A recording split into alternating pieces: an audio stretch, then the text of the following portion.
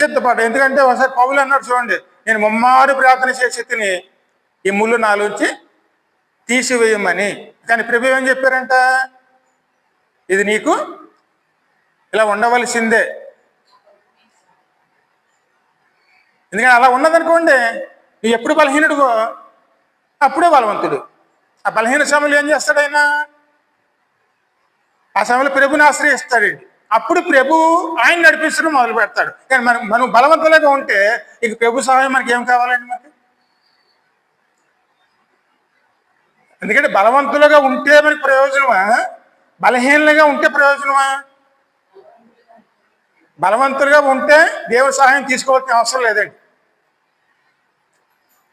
కానీ మనం బలహీనంగా ఉన్నామనుకోండి, దేవుడు మనలో ఉండి తన శక్తితో మనల్ని నడిపిస్తాడు. ఆయన మనలో ఉండి నడిపించడం ప్రయోజనమా, లేదా మనకే మనం నడవడం ప్రయోజనమా?